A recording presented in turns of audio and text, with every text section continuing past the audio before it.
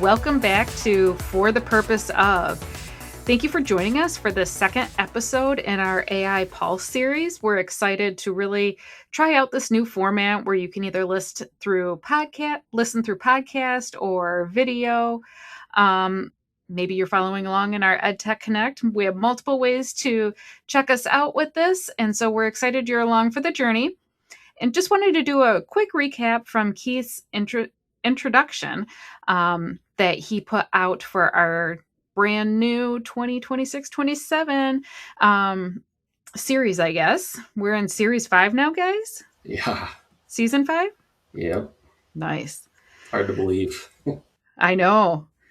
So in the first episode, Keith kind of talked about how we have a brand new framework that we've put a lot of work into and really is research-based and data-driven. So we're excited to really integrate that into all the work that we're doing and kind of have that drive the content that we're sharing with schools. So excited for that. And as he also mentioned, we're kind of changing up, I guess you could say, how we're structuring our topics. So sometimes it might be more of an educational based episode. It might be kind of something culturally that's happening in the world of AI, or maybe it's just kind of a hot topic that's coming up. So we're hoping to provide a lot of variety so that there is something for everyone and that you are just left hanging on the edge of your seats, ready to come back for the next episode. So with that being said, today we're kind of jumping into the topic around AI and ethics. So we are really looking at how are we keeping students safe online and really using tools, AI tools for good. And this isn't just for students, this is for educators as well, because sometimes we need those reminders.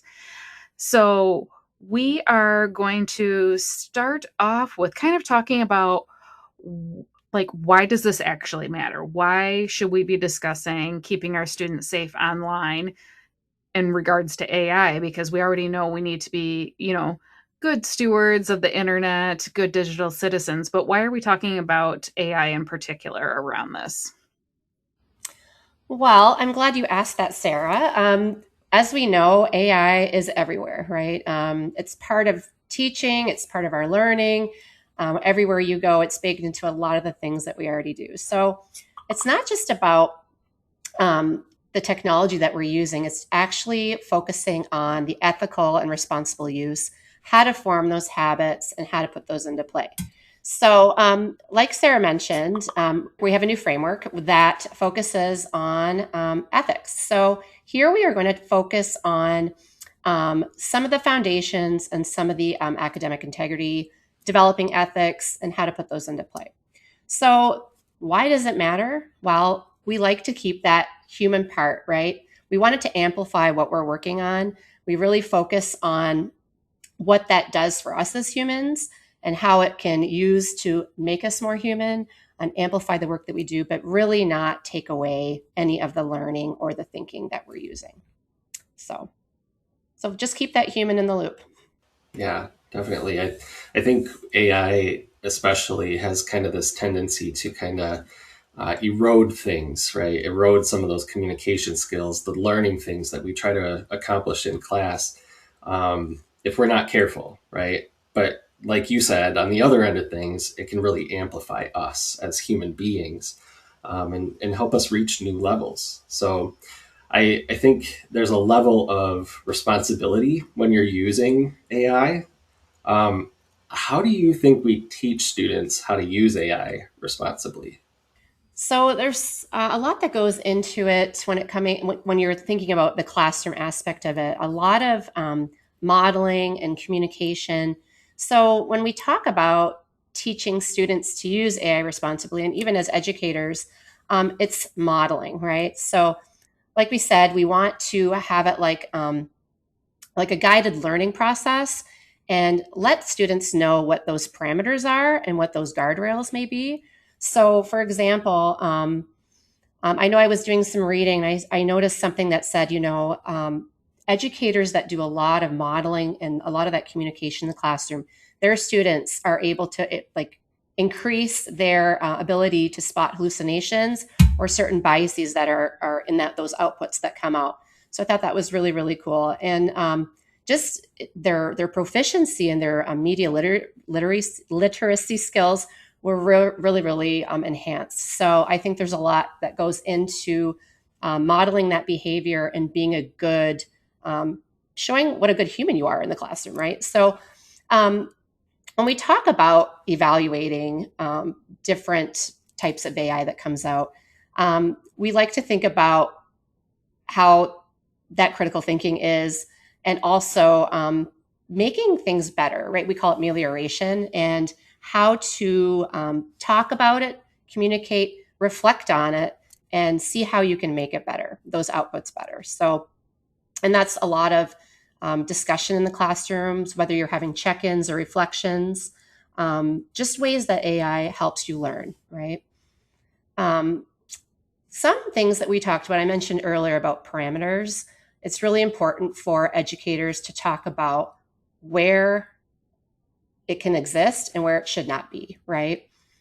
Where is it welcome? So where can you use it on assignments? And if you are creating assignments, maybe put a little blurb at the top or put it in your syllabus, wherever that may be, of, is it prohibited? Are you using it as a thought partner? And what that looks like. Because it's really important that we make sure there aren't any gray areas and that, there's full disclosure on where that should be used. So I had a question as you were talking about that, Katherine. I like how you described like the amelioration and things around that. I'm kind of curious though too, like as we're modeling and we're teaching students, proper use of this, how can we teach them to not be so dependent on AI? Because we want them to use it safely and effectively. So we're teaching, we're modeling, we're doing all this. So we're using AI a lot to build these skills, but how do we also not keep them overly reliant on it? Sure. I'm glad you asked that. So where I mentioned about the parameters, so when we're talking about different types of student work or classwork, it's going to look different from, class to class, from grade to grade, right? And how that's modeled is going to be differently. It'll be approached differently. So to prevent that dependency, maybe start having that conversation of like, maybe you can use this as a brainstorming partner or a chat bot, right? Let's start off like that. It might change over time. But then also when we're modeling certain things of how certain biases or certain outputs look like, have them spot like different things. Like for example, we like to use the AI generated images, right? Which ones are real, which ones are not. It's a fun activity, but they can spot them out pretty well. And as you get into more text-based learning of how to spot AI, they're going to notice that there's little things that just don't make sense. And knowing their material, if they know their material, the things that they're studying, they're going to be able to pick out what's right and what's wrong or what's incorrect, right? So it's knowing your material and also teaching them to use it adequately, right? And spotting those little hallucinations or biases that exist in those outputs that come out. You saying that like took me back to last week when we went to REMC4's AI on the lakeshore, and we were listening to the student panel where students were talking about how cringe it is for teachers to use AI generated images. So I'm like, okay, apparently they're over this, or they're just really good at spotting those fabrications, the bias, and things like that. Yeah, I thought that was really cool too. Some of their answers really surprised me, and it kind of made me giggle inside because I thought, oh, they're good. They know what they're talking about, and but it actually made me very, very happy because I felt like whoever is their teacher, or whoever or whatever they're working on, or whatever their policies are, or whatever they got set in place, they're on the right path. So I was really happy that they shared those comments and their feelings towards that. Yeah, it was really cool to see that like critical lens actually playing out, right? The critical thinking you just spoke about, and our students are looking at not only like how are we using AI in education, how are teachers using it, how are students using it, but looking at how AI is going to impact their future, right? So they've they they have a different perspective, I think, and it's important to listen to our students along the way. Mm-hmm. For Um, sure. but on that note, like, how do we make sure that in the classroom we are using ethical practices? Like, what does ethical AI use look like? Yeah, so when we're thinking about using AI ethically, it's how to create those classroom expectations, right? Having those conversations, right? Um, how we cite and disclose our use of AI. So, for example, if they were working on an EA or ELA paper, right? It's just like using other sources. You need to make sure that you're crediting the source, right? And then how are you using it? Are they little excerpts? Are they large pieces? Regardless on what it is, we still need to cite our work, right? Also, it's not supposed to replace your thinking, right? I mentioned before, it's different when you're using it to generate ideas or things like that. But the conversations between the student and the teacher are necessary in order to understand what those boundaries are, and then just that academic integrity that comes into place. Knowing when to cite it, knowing when to disclose it, not using it as your own work like you would any other source, right? So basically making sure that you're disclosing that use. And I do believe we have a disclosure generator, which is really nice on our AI Collective website that helps students do that. What are the policies on certain use AI use? Then how do we disclose that information so that will help them with their citing use too. So hopefully that will be a helpful tool for them in the future as well. But yeah, just having those communications and making sure that those assignment expectations are clearly defined and they understand what is their role, right, in the whole process. So, kind of what you described there really, I think, is a good example of like a practical step that, teachers can take in their classroom, students can do in any of their classes, or even schools can or districts can adopt a policy on AI disclosure. So, I'm just curious, like, your thoughts around any other practical steps, or like, I think more specifically, like, what is I call them Monday ready, um, turnaround kinds of things, or a tomorrow ready thing that is kind of like a low prep, easy thing for teachers to start out with. Yeah, I mean, so the first and foremost thing I think we try to, when we have these conversations, is the first thing is if you're going to be using any tool or any type, whatever that is, whatever your goal or objective is, of course, um, know that tool, know what's allowed in your district, but also know how that information is stored. So, for example, we talk about not putting PII or personally identifiable information into those systems, right, from the get-go. Just don't do it. I know there are some specific LLMs that do have guardrails, but I think it's just good practice and a good habit just not to put that in there. Also think about, the tools. You might want to talk with your administration or your districts about what tools they may be using. I think that's a good way. I know that Google for Education is a big one, and Magic School and some things like that are very teacher facing and student facing. And then also making sure that they're FERPA, COPA, SEPA approved. And I know we do have that tool as well on our AI Collective website. If you have any questions regarding any of those tools, you can look at that. Sarah put that together, and it'll let you know what the policies are, what is approved or what's not approved, and what's safe. So that's always a good go-to if you have any questions on any types of tools to start tomorrow. Yeah, and I heard you bring up FERPA and COPA in there, right? And like, Mm-hmm. I'd be remiss if we didn't like actually dig a little deeper into the data side of things, right? Because AI opens up whole new categories of data privacy and security around that data. How do we protect that student data as educators when they're using AI tools? So if you're putting any type of, I know that we like to put data, like there's certain data and ask AI to help with certain tasks. Just please remove all their personal information. You can remove their names and their addresses, all their information. You can still use AI to help make things more efficient with your work, but it's very important that we just remove all that personal information just so that we can keep our students safe. And I think it's hard in some ways because we know not putting that information in there is like the right thing to do. But it's also hard too because many of us have Gemini for Education available as a tool.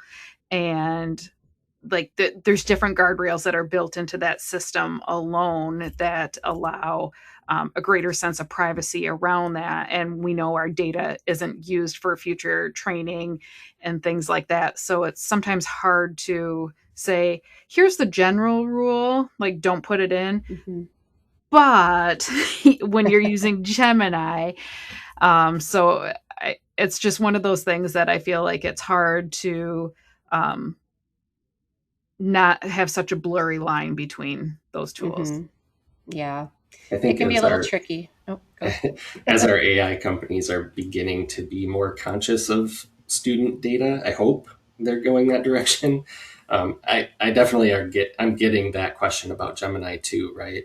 And my response lately has been, Gemini has the same data privacy agreement as all the other Google tools that we use, right? So if you're using Gmail, right, and you've got student information going into Gmail, Gemini has that same protection as we would expect of using Gmail or Google Docs or spreadsheets and, all the different pieces. So if you would feel comfortable putting student information into those places, Gemini is kind of a okay place to sort of use that. So is it still best practice to remove information? Yes. But we at least have one tool at our disposal that's going to let us do that with a little less concern.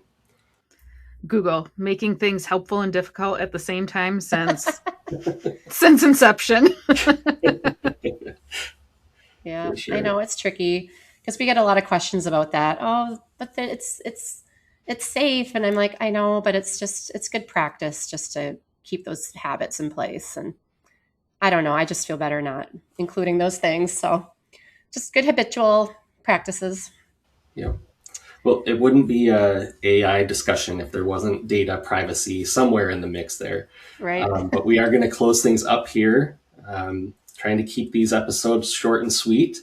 So as a way of kind of leaving the conversation, Sarah, Katherine, and I are going to share our golden nuggets for the podcast and just kind of talk through the big things we're walking away from this conversation with. And we hope that you're also taking those with you too. So Katherine, do you want to start us out? Sure.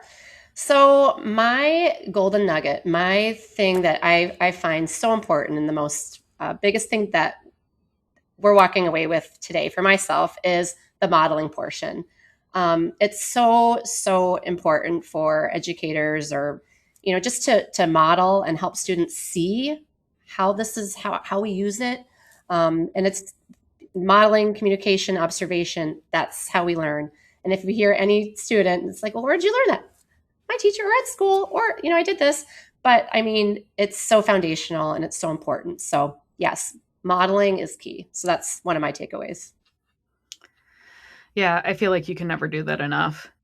I think what is like, I want to say sitting with me after this, but it's always sitting with me is the whole data privacy conversation because for me, and maybe it's just because I'm so deep in doing the data privacy checks, I feel like it is constantly changing. It's constantly evolving, just like different AI models are. And, just when we think we're kind of got things under control, like different privacy policies change, terms of service. So it's important to be aware of that, know how to check, at least even navigate to find one of those online or use our AI privacy and safety checks too.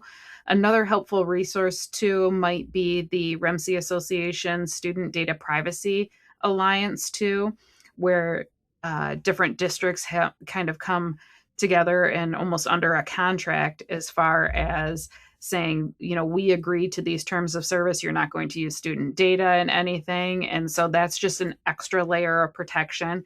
And also on that, our AI privacy and safety checks too.